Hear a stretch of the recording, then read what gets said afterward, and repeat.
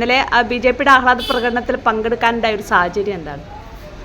ഇന്നലെ ഞാൻ എൻ്റെ സുഹൃത്തായ സ്നേഹ രാമകൃഷ്ണൻ്റെ ബി.ജെ.പിയിൽ അവർ 6-ാം വാർഡിലാണ്, കാരാവശ്ശി 6-ാം വാർഡിലാണ് ജയിച്ചു നിന്നിരുന്നത്.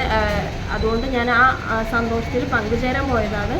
അല്ലാതെ ഞാൻ എൻ്റെ പാർട്ടിയെ ഒഴിവാക്കിയിട്ടോ പാർട്ടിയിൽ നിന്ന് ഒഴിവായി പോയതോ അങ്ങനെയൊന്നുമല്ല.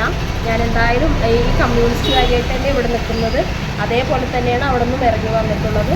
അത് ആ ചേച്ചിയുടെ സന്തോഷത്തിൽ പങ്കുചേരാൻ പോയി എന്നുള്ളത് സംഭവം ശരിയാണ്. എൻ്റെ പാർട്ടിയെ ഒഴിവാക്കിക്കൊണ്ടോ പാർട്ടിയെ എതിരായിക്കൊണ്ടോ അല്ല പോയത്. ഞാനിപ്പോഴും കമ്മ്യൂണിസ്റ്റുകാരിയായിട്ട് തന്നെ നിൽക്കുന്നത്, സഖാവായിട്ട് തന്നെ നിൽക്കുന്നത്. ഞാൻ അങ്ങനെ പ്രതീക്ഷിച്ചിട്ടൊന്നുമല്ല പോയത്. ആ ചേച്ചീൻ്റെ കൂടെ ഞാൻ വർഷങ്ങളായി ഞാൻ തിരുവാതിരക്കളി, കൈകൊട്ടിക്കളിയൊക്കെ കളിച്ചു വരുന്ന ഒരു വ്യക്തിയാണ്.